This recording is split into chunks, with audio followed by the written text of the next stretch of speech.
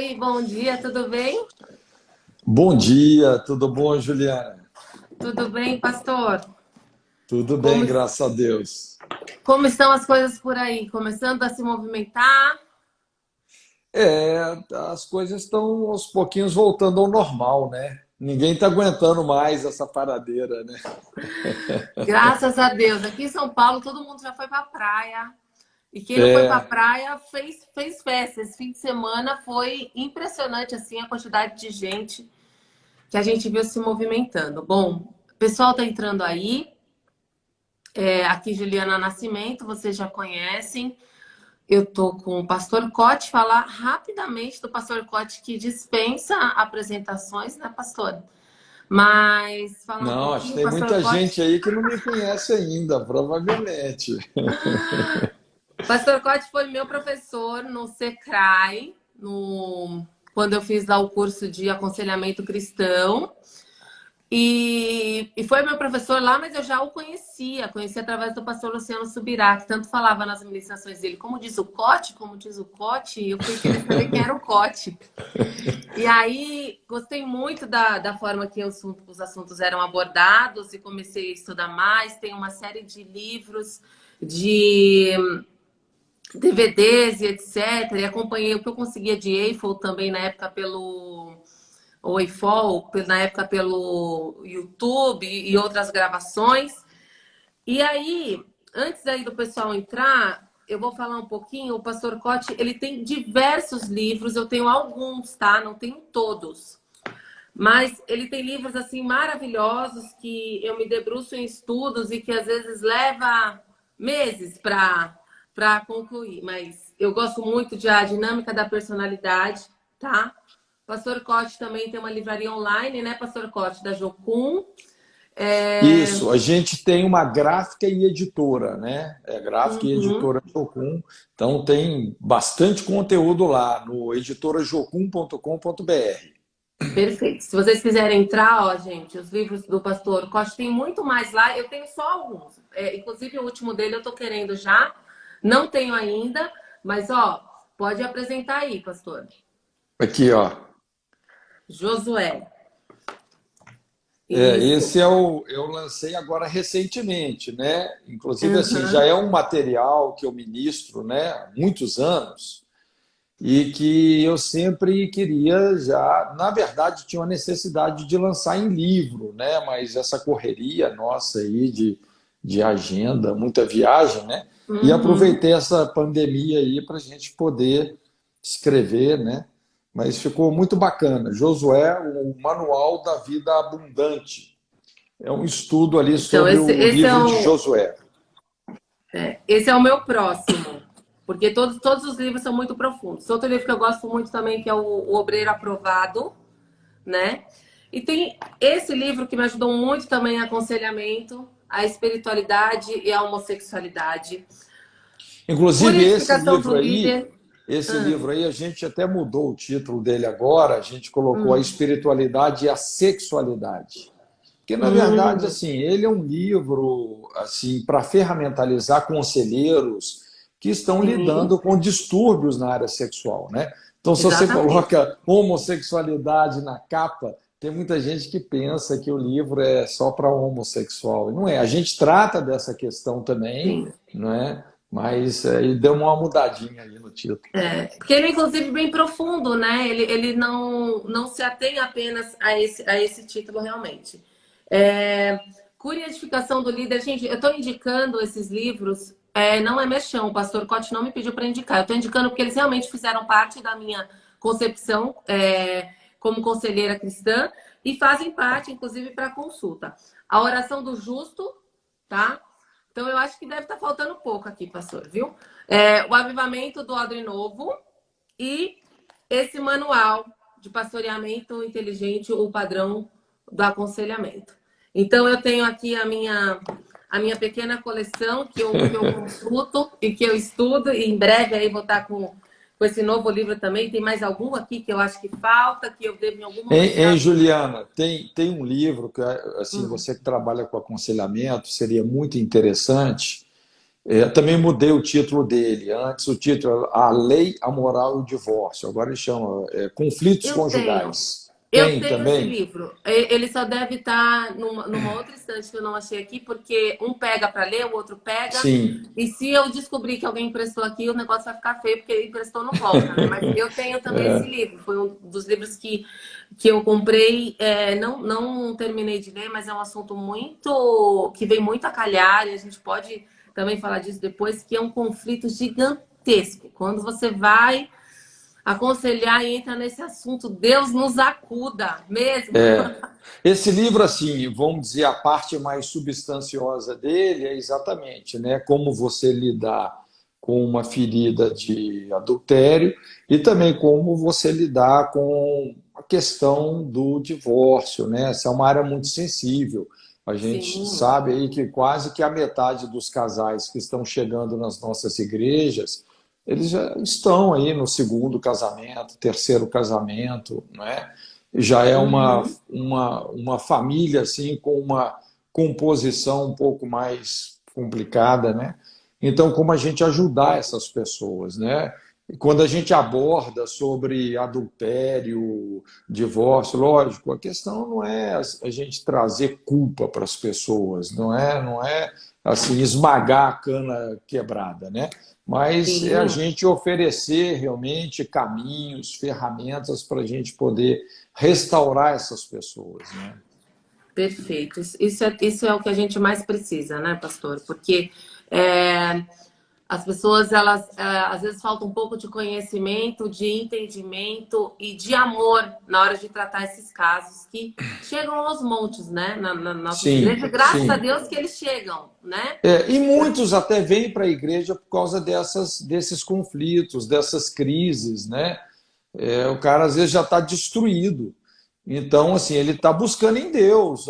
Sim, Normalmente, por que uma pessoa vai para a igreja? Por que ela vai buscar Deus? É porque realmente ela já está assim, insustentável, a situação dela já está insustentável. não Né? tá Igual a dando nossa mais, conversa né? hoje aí da questão da depressão, não é? É impressionante assim, a enxurrada de pessoas que estão vindo para a igreja exatamente assim na tentativa de resolver essas crises, né, que não são só circunstanciais, mas existenciais. Né?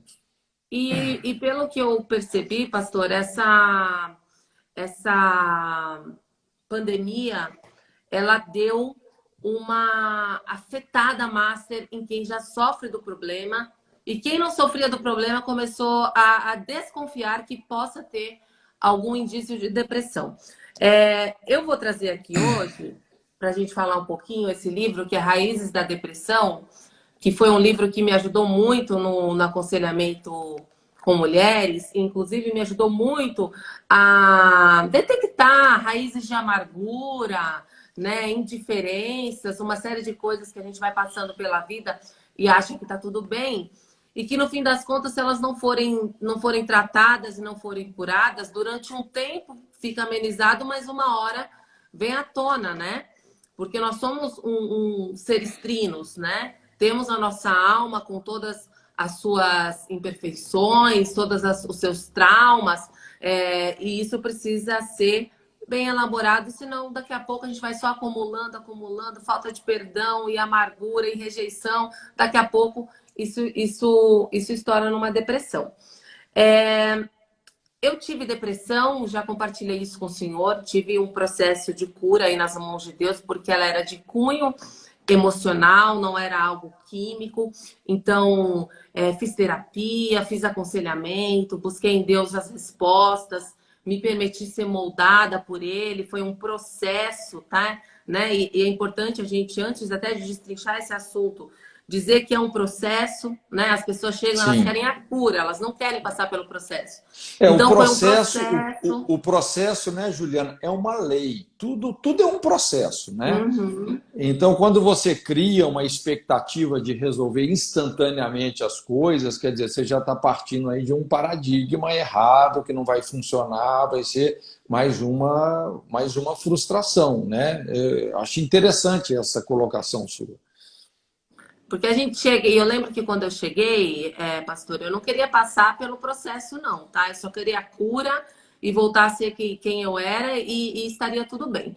E aí, no meio do caminho, eu descobri que eu precisava de um processo, eu precisava de uma reestruturação dos meus valores, da forma que eu via a vida, da forma que eu enxergava o comportamento das outras pessoas e o meu erroneamente, porque a gente sempre acha que tem razão de alguma coisa, sair do campo da justificativa e vir para o campo do problema é comigo, eu preciso me tratar, Sim. eu preciso me conhecer, eu preciso relaborar os meus traumas, eu preciso que Jesus entre no negócio, mas eu preciso também fazer a minha parte, né?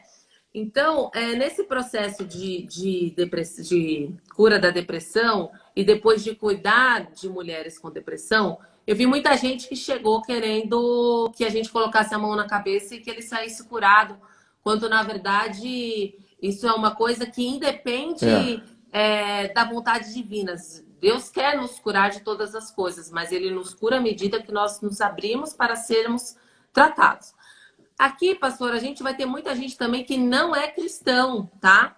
Sim. Então, a gente está abrindo até para o Então, canal. olha só, Juliana, só uma coisa Uhum, interessante aí, né? Essa tendência, às vezes, que as pessoas têm de mistificar um quadro depressivo, né? E até a maneira de Deus intervir nisso. uhum, Lógico que Deus é um Deus sobrenatural, ele pode nos curar, nos restaurar com um estalo de dedo, não é? sim, Para ele não tem limite nenhum. Só que a questão maior, assim, não assim, veja bem, milagres não transformam o caráter das pessoas, não aprimoram o desenvolvimento da personalidade, não é? Assim, um milagre tem o seu lugar, tem a sua importância, mas o que na verdade vai nos transformar e transformar o nosso caráter é o processo. E muitas vezes um quadro depressivo é um chamado de Deus para a gente passar por um processo que a gente precisa de passar e que às vezes a gente está tentando evitar. E com exatamente, isso a gente começa, vamos dizer assim, a alimentar um processo de autossabotagem. Entende? E Deus exatamente. está nos levando por um caminho, né? A gente pode até conversar um pouquinho sobre isso, sobre a questão da dor. Como você Sim. lidar com a dor? Qual que é a função da dor? Não é? O que, que Deus está querendo falar conosco, né? Através da dor, através de um quadro depressivo, de uma situação como essa, né? É importante você falar isso, porque o meu caso de depressão foi exatamente Deus me paralisando para tratar o que ele precisava tratar. Eu digo que se Isso, eu não tivesse chegado na depressão, talvez até hoje Deus não tivesse conseguido fazer o que ele precisava fazer na minha vida. Porque eram estruturas muito fortes, que foram, inclusive, concebidas num lar cristão, mas depois destruídas nessa rebelião que a gente tem quando a gente não consegue entender certa parte como a religião se posiciona. Vim até de uma cultura bem mais tradicional. Então, em determinado momento, ou ele me levava para o deserto, ou eu ia ser intratável. Ele não ia sim, conseguir me tratar. Então, ele precisou me levar para o zero, né?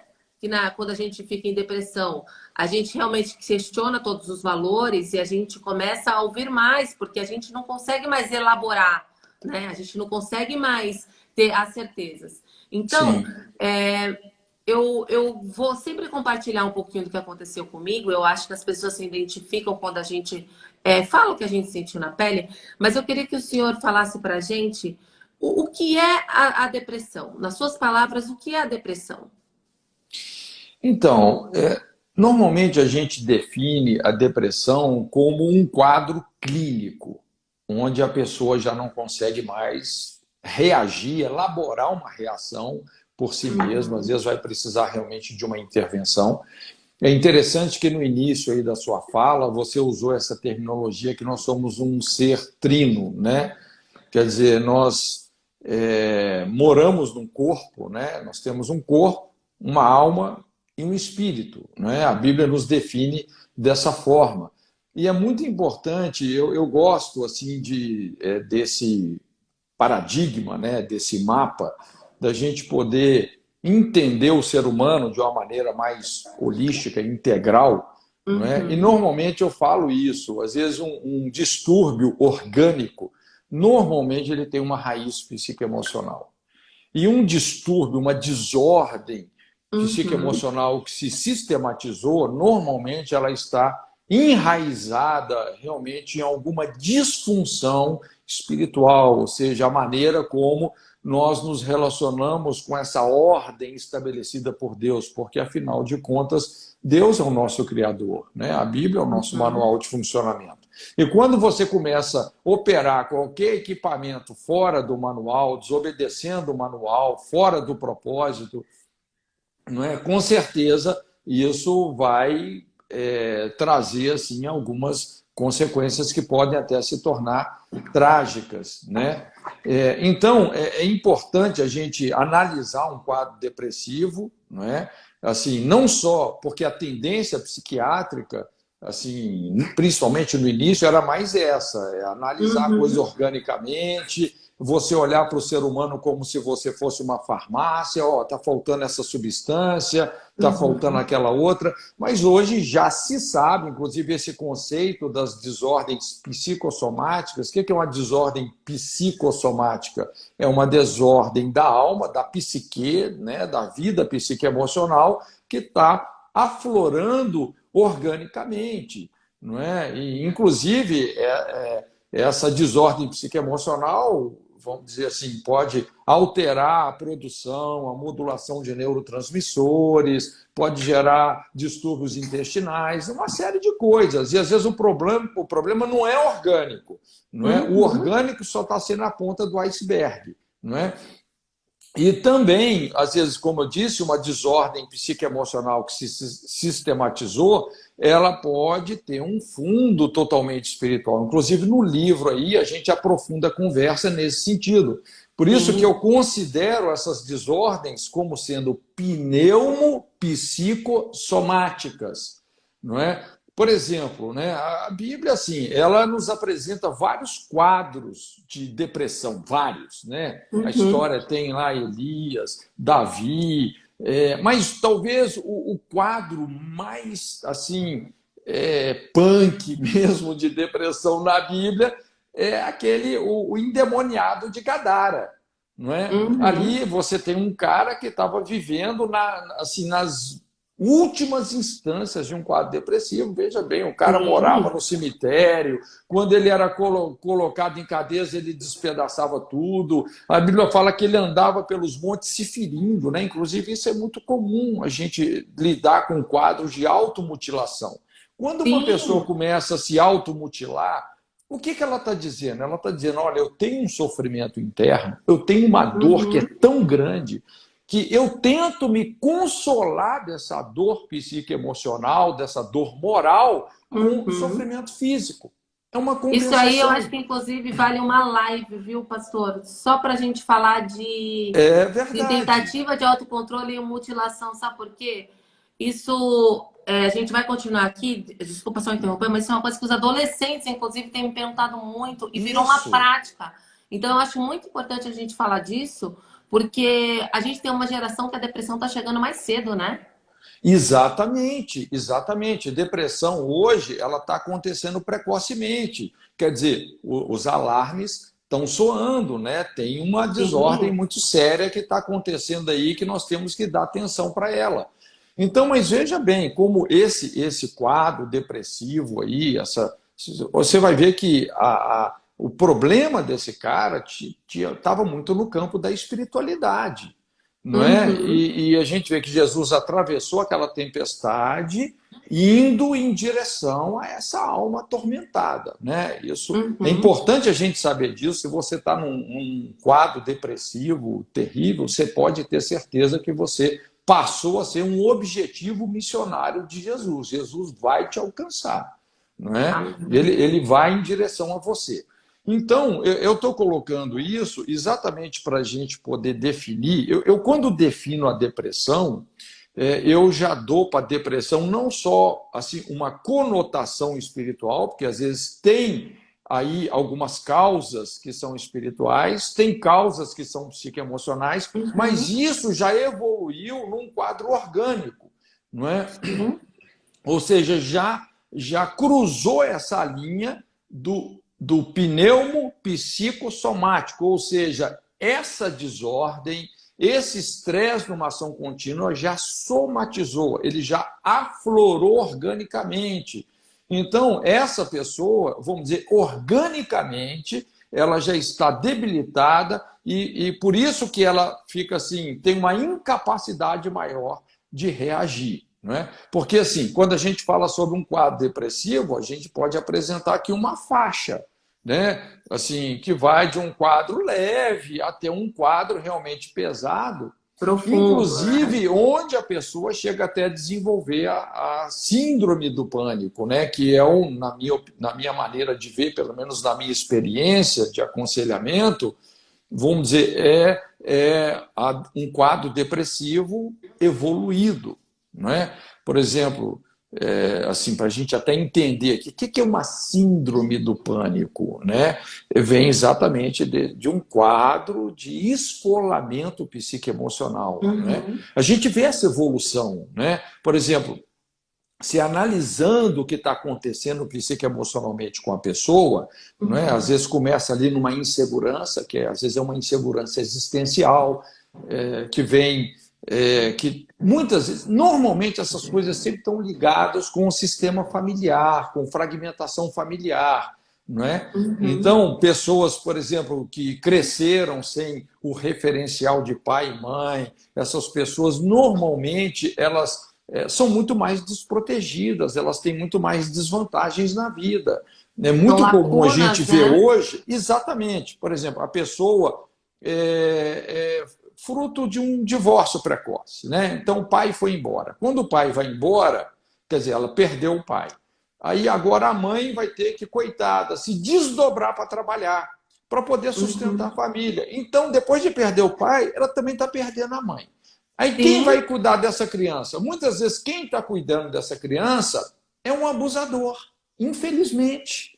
Não é? Então, aí você já começa precocemente, é o que a gente chama a síndrome da infância desprotegida. É uma criança que já está num contexto de uma infância desprotegida, às vezes sofrendo abusos, sofrendo hostilidades, que ela jamais deveria passar por isso.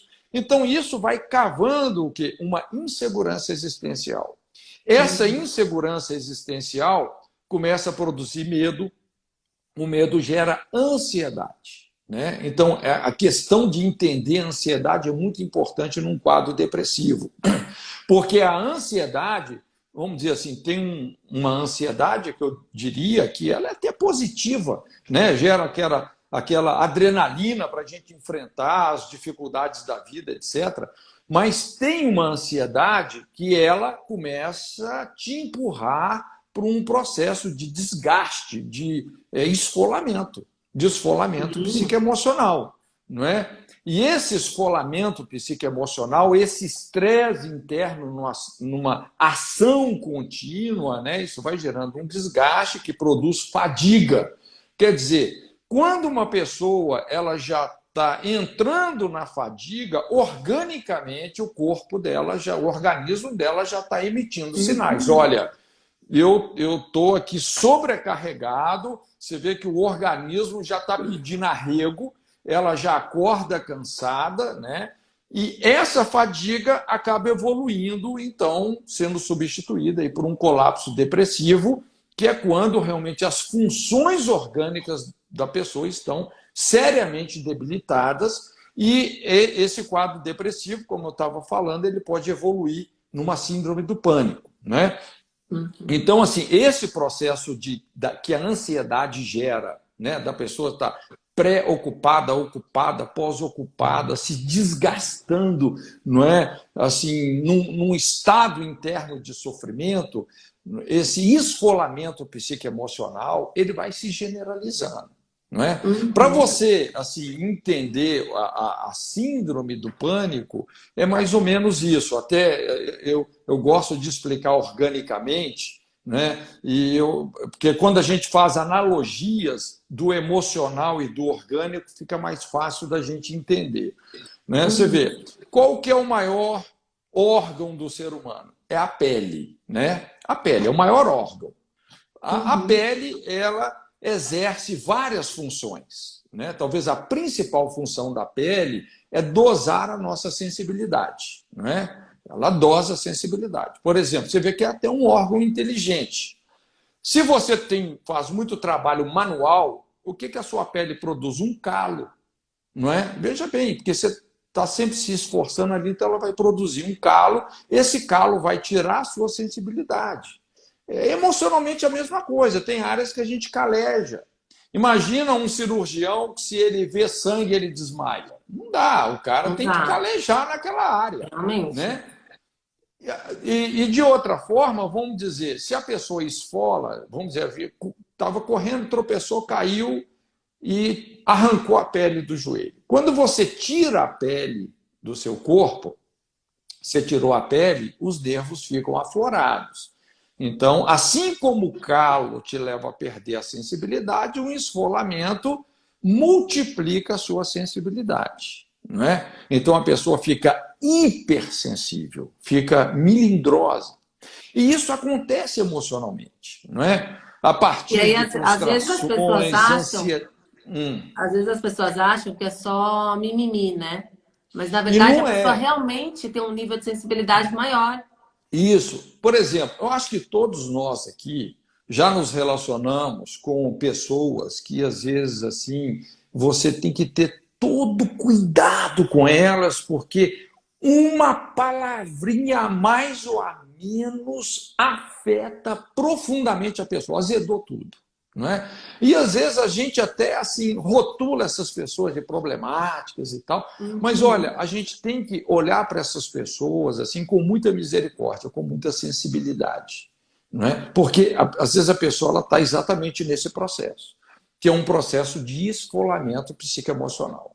É como, por exemplo, eu não sei se você já visitou a ala de queimados de uma UTI, né? Imagina, você chega lá numa UTI de queimados, a pessoa sofreu 60% do corpo dela foi queimado. Quer dizer, puxa vida, essa pessoa perdeu a pele. Ela perdeu a pele. Então, para você lidar com ela, olha, você tem que ter muita técnica, você tem que ter assim, você tem que saber até como encostar nela, não é? E o que ocorre na síndrome do pânico é exato. O que é o pânico? É um processo generalizado de esfolamento psicoemocional, não é? Então essa pessoa, ela foi gerando essa hipersensibilidade.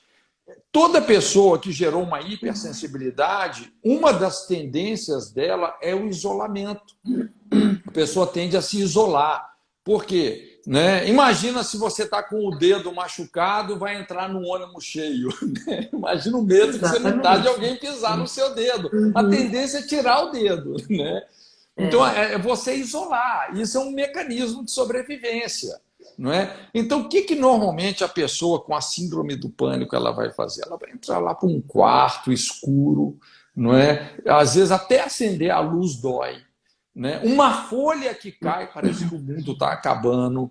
Não é? Por quê? Porque ela está tão esfolada, existe assim um sofrimento interior tão agudo que essa pessoa quer se isolar de tudo e de todos. Inclusive, isso daqui muitas vezes até funciona como a antessala até para o suicídio, uma coisa mais séria.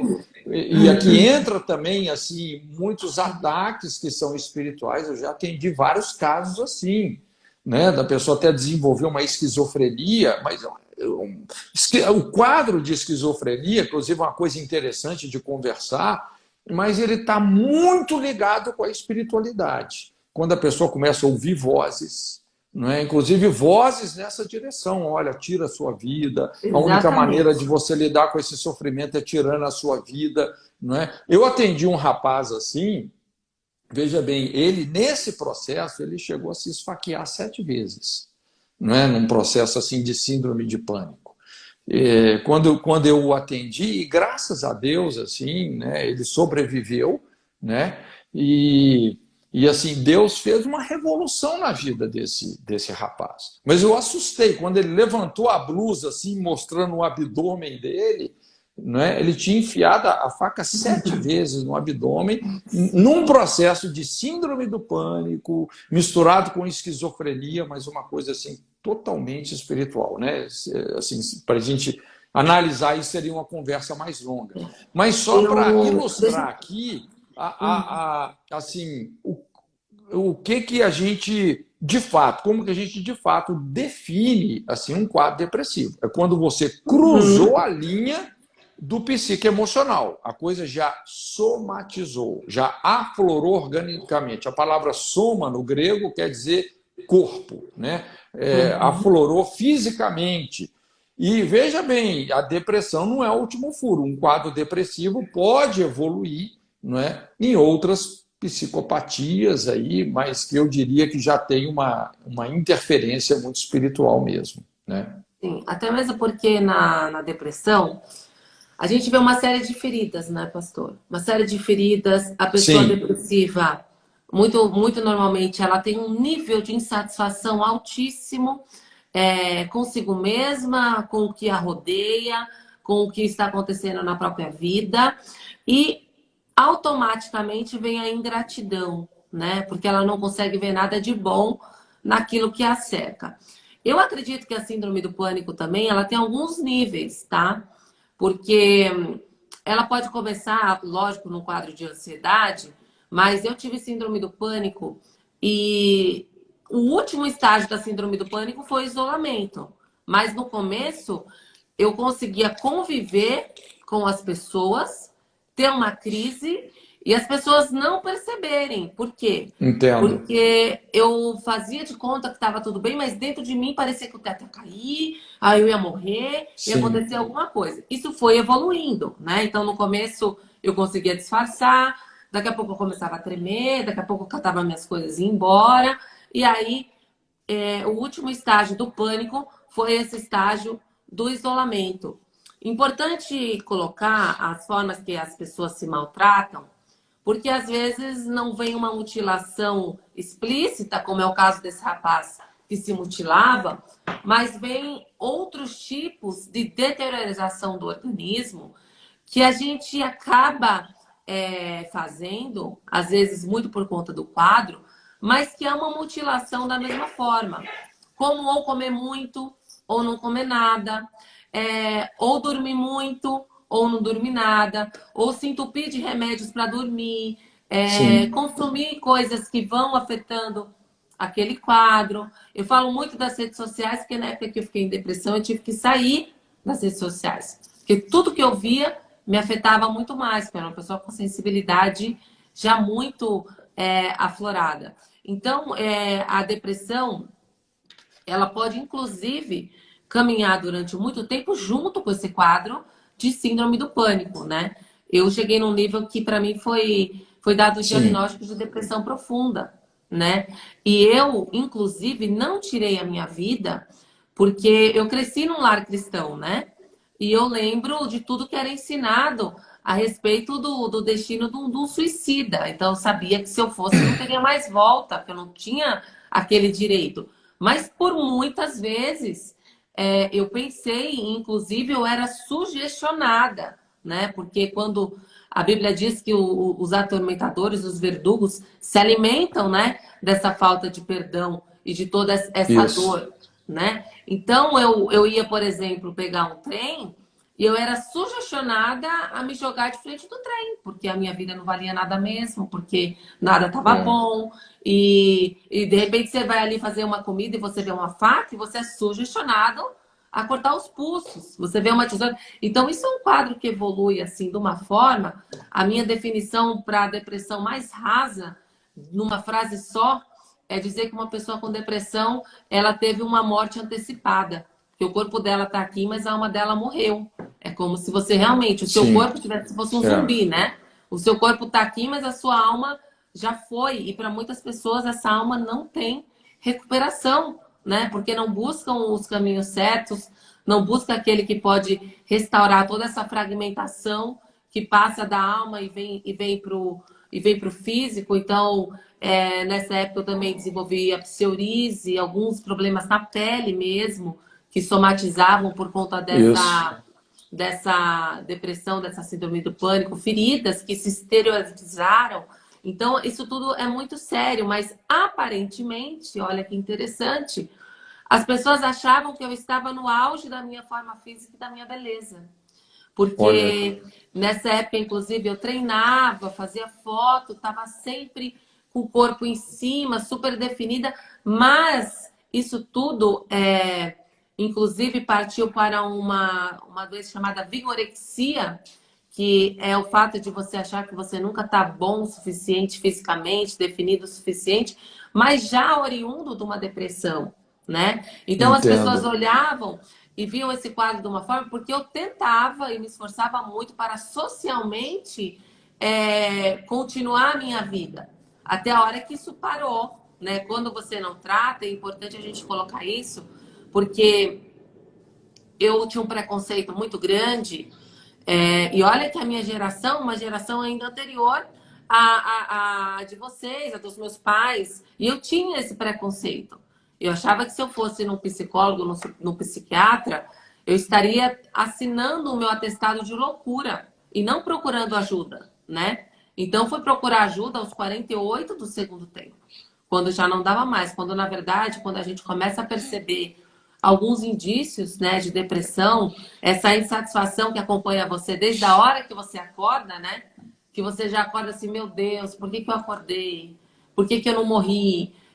Isso já começa, né? O porquê que eu existo, né? Essas questões existenciais que começam Sim, a aparecer no nosso dia a dia, é importante que já seja averiguado o que lá para trás não foi tratado, ou o que lá para trás foi disfuncional, exatamente. né? O que lá para trás vem trazendo essa carga que culmina. Inclusive, durante esse período de depressão profunda, o Senhor me levou a entender momentos da minha vida que eu fugi do quadro. Então, ou seja, o quadro ele ia se encaminhar para uma depressão mais profunda se eu não tivesse tomado algumas mudanças de rotina.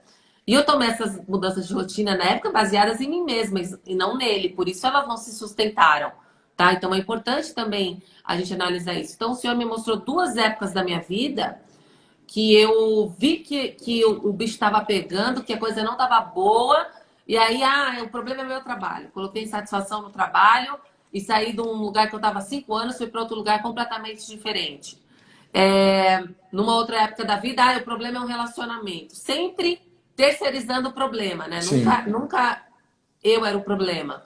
E aí mudei também a rotina de novo, isso deu uma mudada. Então chegou numa hora que o senhor me afunilou.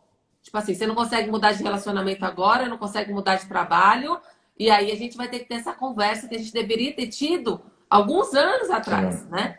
E muita gente estoura exatamente porque durante a vida vai ter esses indícios, não presta atenção, não olha para si mesmo. Uma coisa que eu aprendi com isso foi olhar para mim. E essa é uma das partes mais difíceis. Assumir a culpa, né? Como que eu vou Isso. perdoar se eu nem mesmo A assumo? mudança começa em nós, né? Exatamente. Então, Sempre quando você começa a pensar que a sua solução está fora de você, você Uhum, já está com o mapa errado, né? exatamente. A solução está dentro da gente, né?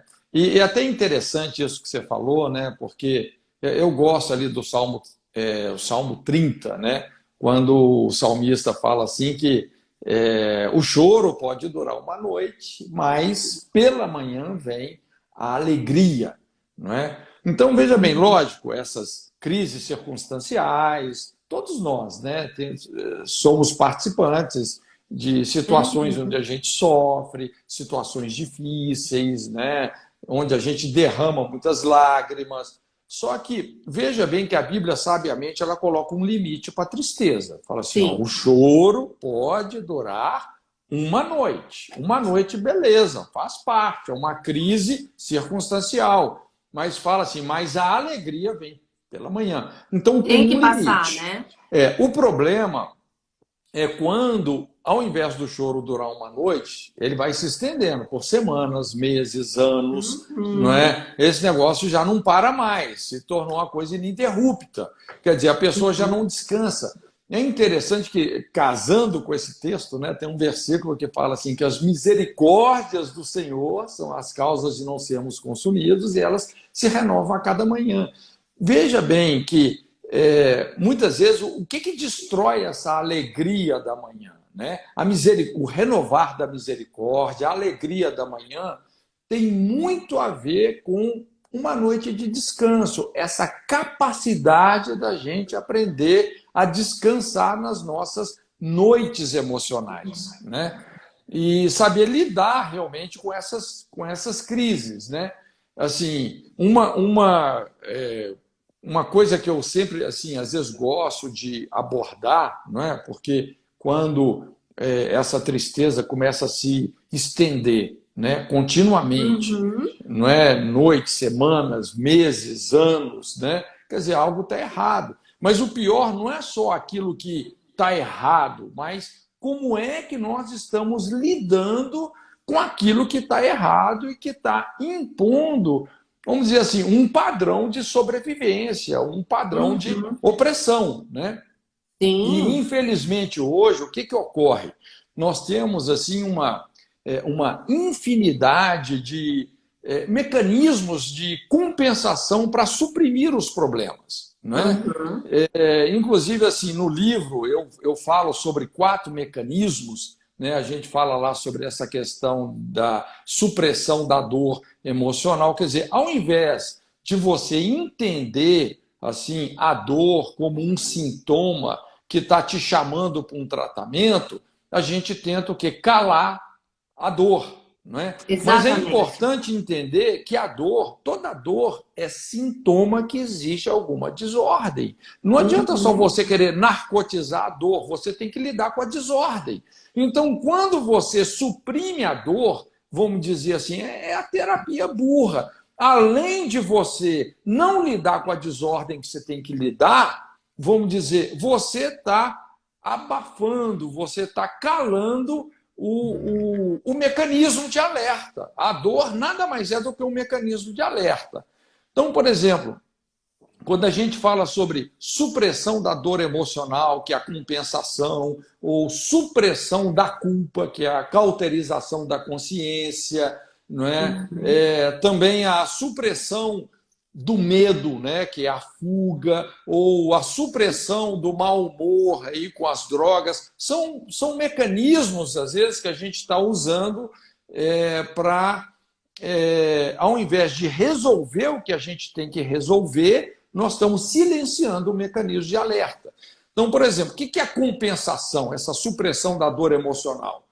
É você tentar se sentir melhor sem corrigir a causa real do problema. Vamos dizer, compensando o mal-estar com algum comportamento compulsivo baseado em diversão, distração, recompensa, Compras.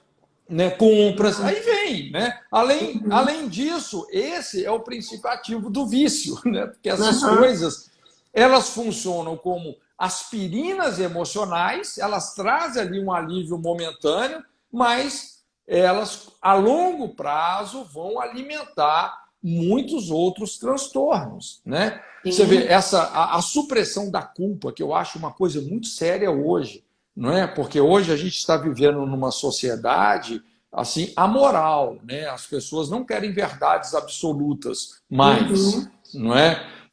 Então você constrói a sua verdade, né? E então aí vem o quê? A cauterização da consciência. O que é a consciência? É a lei moral de Deus escrita nos nossos corações, não é? Testificando o que é certo, o que é errado.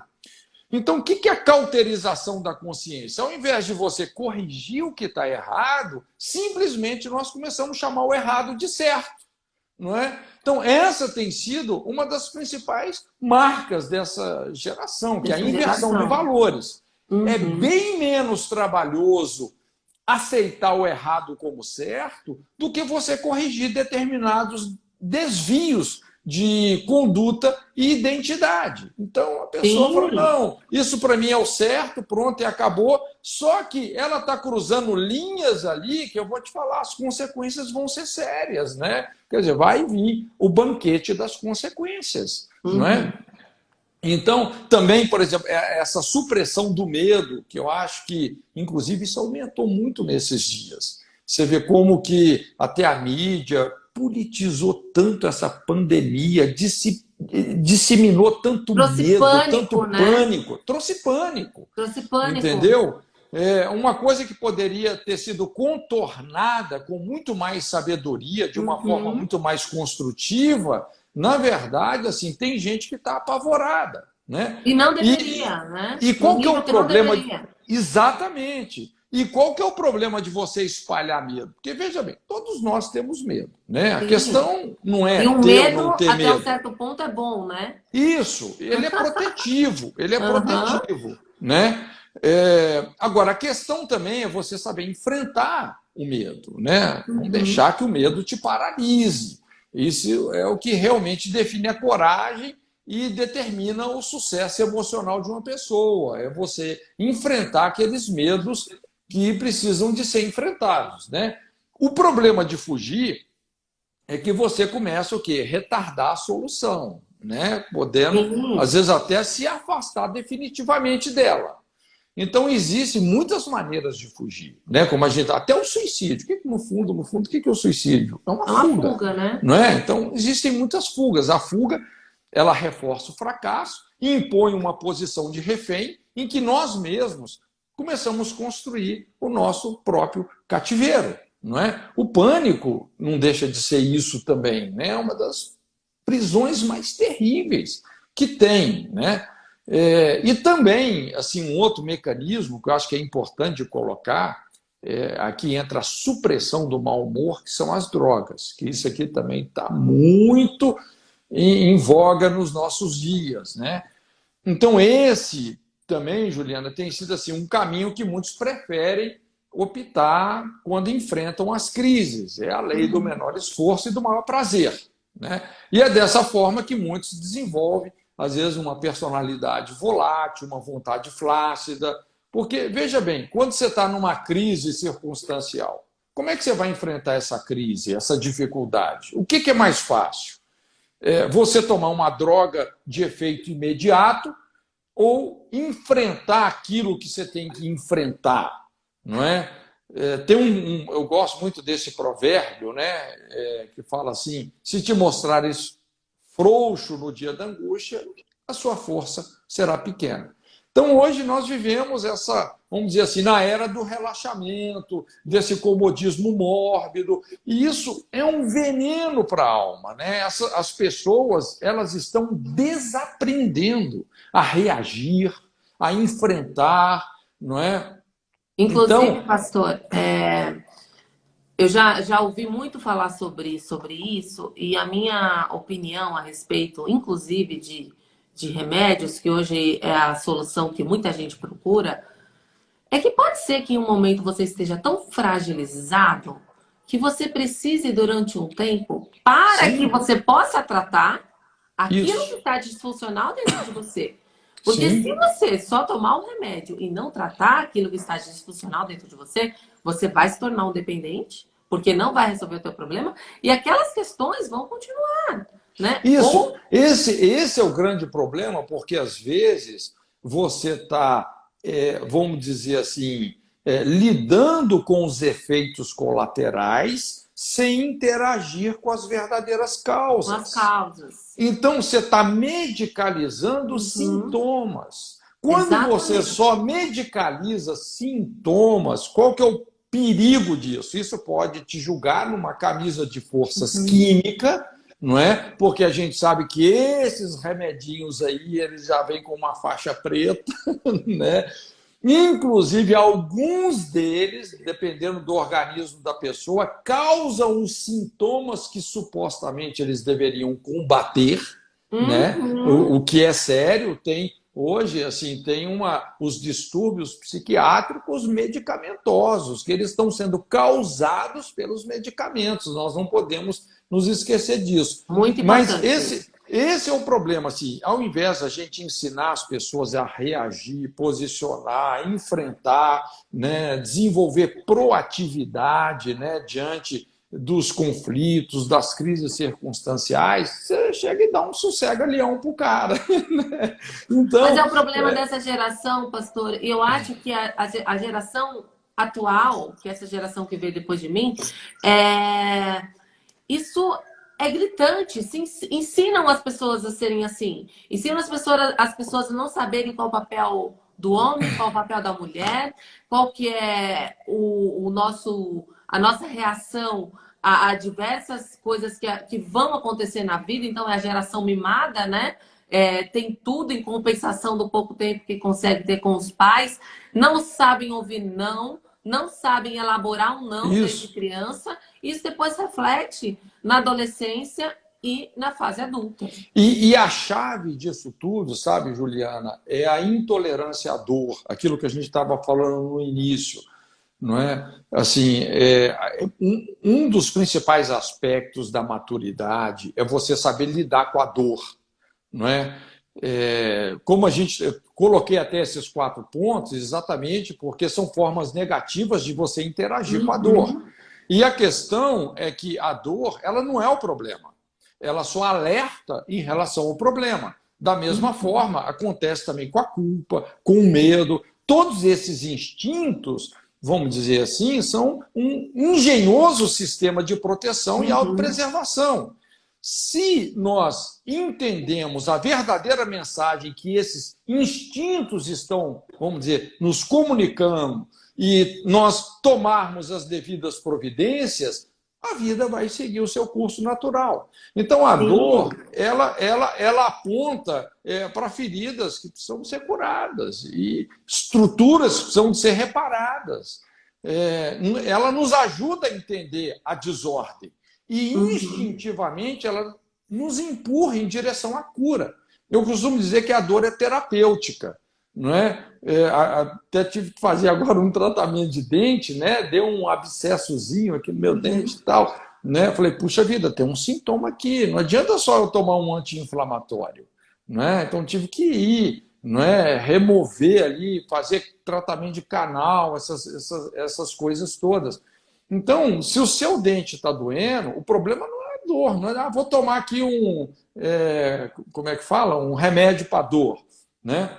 Um analgésico, Um analgésico. anti-inflamatório. Não, você tem que lidar com a causa da infecção, a desordem Exatamente. que está ali, não é? E esse E é o hoje em dia problema, só assim. tratam dos sintomas e não das causas, né? Isso que é o grande Isso. problema. E lidar com a desordem, às vezes, dói. É um Às momento que você vezes tem que não, ter pastor, eu acho coragem. que dói mesmo, viu? O ser humano não quer lidar com a Exatamente. desordem. Dói Exatamente. Por mesmo. exemplo, muitos quadros de depressão, às vezes, eles estão ancorados em orfandade, não é? Essa insegurança existencial. Outros, por exemplo, numa experiência de aborto voluntário, né? A mulher passou por essa experiência crítica de assassinar um filho. Aquilo foi devastador, aquilo destruiu a alma dela por dentro, né? Eu já atendi casos assim, rapaz, é impressionante o sofrimento da pessoa a partir disso. Então, e às vezes ela não quer enfrentar aquilo, ela não quer expor o seu coração. Abusos também. Eu já atendi Abusos. mulheres com quadro gravíssimos de depressão. Eu lembro de uma mulher, inclusive, com 35 anos, casada, mãe, que pela primeira vez ela conseguiu falar que foi abusada aos 5, 6 anos de idade. Era uma dor que ela carregava há 30 anos e nunca pôs para fora aquilo. Imagina o estrago que essa infecção não fez no desenvolvimento psicoemocional dela. Entende? Então, assim, isso que a gente tem que estar muito atento, né, quando a gente lida com um quadro depressivo, porque tem uma construção ali. Não é? Assim, e Tem uma aliás, causa, né? Precisa ser isso, eu identificado. gosto desse conceito, quando eu falo até raízes da depressão, porque raiz é uma coisa dinâmica, é uma construção, é uma coisa crescente, não é? Para você desconstruir um quadro depressivo, você tem que entender como que ele foi construído, Quais são os Exatamente. fatores que sobrepuseram, às vezes, ao longo de anos? Às vezes você está lidando com uma questão, Juliana, que durou décadas, não é? Até a coisa estourar mesmo, assim, numa situação mais séria, não é? Até psicossomaticamente, né? Puxa Uhum. vida, aquilo levou décadas. Então, a gente tem que ir realmente nas raízes, na gênesis dessas construções aí, não é? Propondo mudanças que demandam muita coragem. Investigar, analisar, não desistir, né? Eu sei que assim, né? Eu sempre falo isso, que a perseverança, ela é muito importante nesse processo. Por quê? Quando se está em depressão, não existe dia bom. Existe dia mais ou menos e dia ruim. E o dia ruim, às vezes, tende a arrastar outros dias ruins. Então, É, quando você começa a evoluir, de ter dias mais ou menos do que tão ruins, e você tem um dia ruim, a pessoa tende a querer desistir. Então, como é um processo muito longo, é um processo muito dolorido. Eu lembro que no meio desse processo, tinha dias que Deus queria tocar em algumas áreas que eu falava, hoje eu não aguento, não. Hoje não dá para mim. Porque mexia muito, tinha muitas crenças elaboradas que não eram reais. Então, isso. tudo E isso. você sabe até, Juliana, assim, Hum, que é muito interessante a gente lidar com determinados sofismas, né? Isso que uhum, você fala, porque tem dia que a pessoa, lógico, que a pessoa tem que saber respeitar a limitação uhum, dela, o limite dela. Mas é comum, às vezes, a pessoa se bloquear e falar: não, isso aqui eu não consigo, isso aqui eu não posso, eu não exatamente. consigo perdoar essa pessoa, eu não consigo lidar com essa situação. Olha, e às vezes isso não é uma verdade. Às vezes a pessoa está se enclausurando num raciocínio, uma crença irracional que está algemando ela. E ela pode sim, ela consegue sim, não é? E Sim, aí que entra o favor de Deus, que vai ser o grande diferencial, né? sim. Sim, eu acho que tudo faz sentido quando a gente entende principalmente o perdão dele e os nos perdoar e perdoar o outro. Mas é definitivamente um processo. Eu já tive questões que eu demorei 3 anos para perdoar. Todo dia eu perdoava profeticamente, liberava até o dia que aquilo se resolveu. Pastor, eu quero muito te agradecer o teu tempo. Eu acho que a gente só começou e as pessoas perguntam muito sobre esse assunto. É um assunto que é muito abrangente É verdade. e queria muito já deixar o convite para se dentro desse mês a gente conseguir fazer mais algumas sessões, aprofundar um pouco mais esse assunto, e inclusive falar de depressão dentro da igreja. Depressão no meio cristão, que eu acho que é o É. maior tabu quando o assunto é Mas você depressão. sabe que a minha experiência é dentro da igreja, né? A minha Lidando também. com aconselhamento. Inclusive, a A gente minha tem um também. curso que é o módulo 2 da IFOL, né? Tem o módulo 2 da IFOL, que a gente é a aula sobre raízes da O módulo depressão e 2 dinâmica da personalidade. o módulo 2 da IFOL já está disponível online também? Também já está Tá. EAD, ensino à distância, online.